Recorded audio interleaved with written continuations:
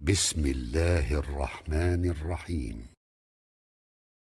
Ey jawan oglallar, elhamdülillah hemmeňiz jawan, köpüňiz jawan, arada da bir imanly ýaşullamyz, taňsirlamyz bar. Din eziyet bilen başlapdyr ey musulman dogallar. Peygamberimiz aleyhissalatu vesselamyň dara arkamynda bir näçe sahaba bilen başlap, sonra bagat eziyetler gelipdir. O eziyet ey musulman dogan, din ýaýratjak bolsaň, islamy ýaýratjak bolsaň, hanawadaňda diyaneti ýörtjek bolsaň, ýa bir bindir türkmende, ýa kümmette, ýa Akkалада, ýa Marawada, ýa Kelalada fark edmeýär. Her ýerde Hudaý Taalaň buýrugyny ýörtjek bolsaň, billidem setdersat muhalif boljagy. Evvel İslamda Hazreti Ebu Bekir Siddik, Hazreti Ömer Faruq Hudaý Taala bilen nezerden gelýär.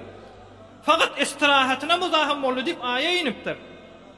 Ramazan aýdaky gijidäki sen keyf edip iýitýän taýetjäň hemme Hazreti Ömer'iň hormatyna Hudaý Taala halal edipdir.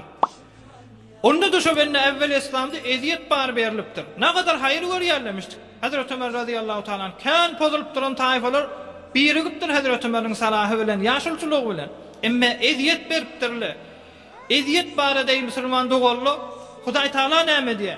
"Wa ma yulaqqaha illa allazina sabaru." Cennete ayak bastırılmaya meğer sabırlı adamlar basya deyipdir. Pamın üzerine yaşayan musulmanlar o cennete eğilenir değil mi ya Hudaý Taala? وَمَا يُلَقَّاهَا إِلَّا ذُو حَظٍّ عَظِيمٍ. Bırak kam sogak gerek deyipdir. Cennet tatını alacak bolsaň وَمَا يُلَقَّاهَا إِلَّا الَّذِينَ صَبَرُوا. Bir de sabırlı adamlara cennete ayak bastırılýar deyipdir. Sabır gerek ey musulman dogallar. Dine zahmet çekip omruňyz ewiňizde entek. Hudaý üçin faaliýet ederdiňiz. Hudaý üçin bernama açarsyňyz, Hudaý üçin öýüňizde bolmasa bir bernamalar piýada etjek bolarsyňyz. Ya fark edmeýär, alim dogallara nasihat. Her ýerde kelasaşdan muzahim ba, gapdallar. O tula taryhda bolupdyr. Yuriduna li yutfi'u nurallahi bi afwahihim. Agly bilen söndürjek bolupdyrlar. Jeň bilen söndürjek bolupdyrlar. Hatta gallaryny ortaga atyp da kafirler diniň çyrasyny söndürjek bolupdyr ey musulman dogallar. Şuna ýetjek bolýan ey musulman dogallar. Bir kelasyň aptalyna azaba, bir hijaply zenanaň aptalyna azaba, bir sakkaly erkegler doganymyzyň ýanyna azaba. Azap kime azaba ey musulman dogallar? Daýaw duran jawan oglanlara azaba. Hijabyn raýat edip özüni haramdan saklayan gyz oglan ýa-zenanalar ey musulman azaba ýeriň gözünde. Ya şoňa meňze azan çekýän bolsa, ýa wagda diýen bolsa, ýa hüjri ýörtýän bolsa, ýa parh edmeýär bir mähelläň başda bolsa, düzgünçilik etjek bolsa, şoňa azap berilýär. Oňa hiç mogada narahat bolup bermäň. Awallan gelýän görüň. Ýöne şun bilmeli, Hudaý Taala näme diýip biziň zindegimizi azap goýupdyr ey musulman dogallar. Hudaý Taalaň mehabbeti şu azap. Näme diýip azap goýýar? Hudaý Taala men ösen ýüregimi özünden başga zat eýelenemesin diýär musulman dogan. Nevaýat bestenender çizu kesdel ki dil berdaşdan karist müşkil. Hazreti Sa'di etdi ýürek bermedikdir. Ýürek berenden soňra äkber kitmel bolarsyň. Maşyny ýürek berýän, ogurlansa ýardyňmy ýüregim? Hazreti Sa'di aýdypdyr. Nevaýat bestenender çizu kesdel ki dil berdaşdan karist müşkil. Bir zady ki tamam boljak zat bolsa, bir zady ki dawamy ýok bolsa, oňa ýürek baglama diýipdir. Dünýäň yüzüde şeýleýi musulman dogallar. Hudaý Taala sizi cenneti etjek bolýar. Şonun üçin size azap berýär. Näme diýip dünýeden sert bolar ýalar. Dünýäk delbeste bolup Hudaý Taaladan daşalmar ýalar. Maşyny hewas bolup harama barmar ýalar. Hazreti Musajan 70 000 saher ýeňdi da 70 000 saherin asasyny seherler hemmesini Hazreti Musajanyň asasy ýutdy. Şotada iman getirdik diýdiler. Qalu amanna bi rabbil alamin rabbi Musa we Harun diýdiler.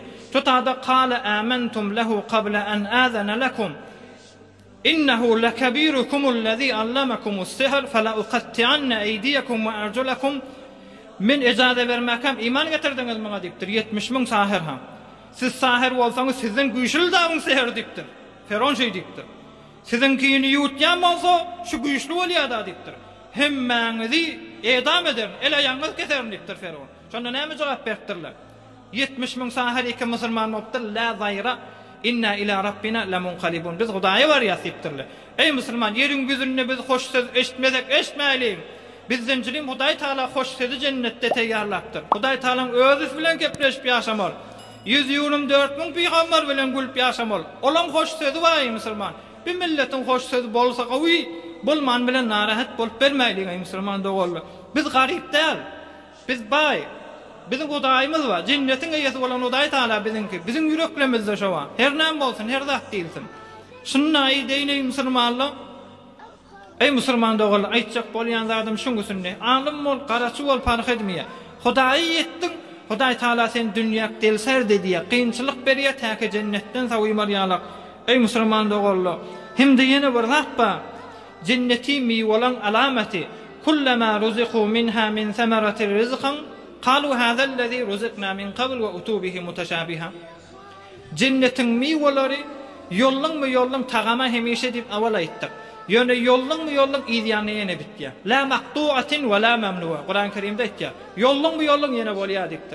Biz cennetin miwasyndan ýyjak adamdy yollan ýene öňkü bolmaly. Ýani näme yollan? Aza gelimi? Sen ahlasyňdan alqaljak bolalamy. Sana bir hoşyň aýyrdylamy? Hoşyň ýolly ýene o hoşydyr. Cennetin adamlarynyň ýyjak miwasy la maqtu'atin wa la mamnu'a. Yollan ýene jaý gözüm bolmaly musulman dogully. Ey musulman, hemmäňiz ýüz nurly adamlardan. Biz jamiýede alhamdulillah kan gezýäs. Birente adamyň ýüzüni gözlesen kellen goful edýär. Näme aýtsaňy bilen birente mejlislere barýan wagda aýtmany täze iman getiren ýalak. Beter Hudaý Taaladan daş aýdyp bolanak jelese garanky. Emma alhamdulillah kan jemaat bolýatçyňyz. Gözümiz aýlýar, hemmäňiziň ýüzünde Hudaý Taala simahum fi wujuhihim min asaris sujud. Secden eseri Hudaý Taala mehabbet eseri var. Bulan hemmesin Hudaý Taala tavsiýat. Hudaý Taala näme afet boljak bolsa, özünden alqaljak zat bolsa Hudaý Taala saklap kıyamatda Hazreti Emirul Müminin Ömer radıyallahu taala anhu bilen goňşy bolup cennetde tökülmeyjek hoşyda ýaşamak hemmämize nasip etsin inşallah. برای مشاهده ویدیوهای بیشتر به کانال یوتیوب سخنرانی های علمای ترکمن سر بزنید، مشترک بشید و منتشر کنید، اجر ببرید.